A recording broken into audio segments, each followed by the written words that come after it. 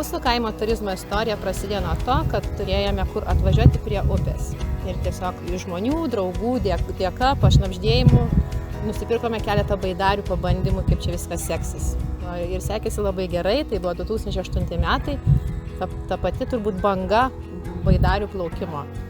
Aišku, jų buvo per mažai, mes tada plėtėmės, pirkome, neturėjome jokių vietų, kur galėtų žmonės tiesiog sustoti, pastovyklauti, pabūti, bet viską darėme palaipsniui, palengva, nes tie patys turistai, klientai mums vėlgi pašnabždėjo, kad mums reikia stovyklavietės, mums reikia pirties, reikia kubiliuko, po to jau reikia ir namelių.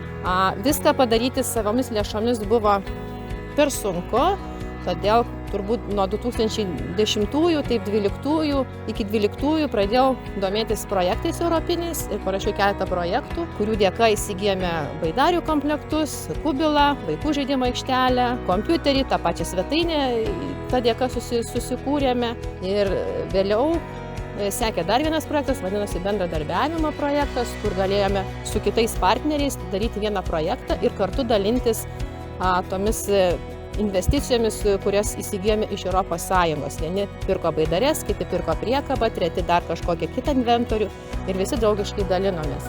Paskutinis mūsų projektas yra per Anykščių verslo veiklos grupę parašytas, padarytas, jau jisai eina į pabaigą, tai buvo 2019 metais pradžia. Per tą priemonę įsigijome saulės elektrinę, įsigijome valymo įrengimus, taip pat pasipildėme baidarių komplektais, 15 baidarių įsigijome.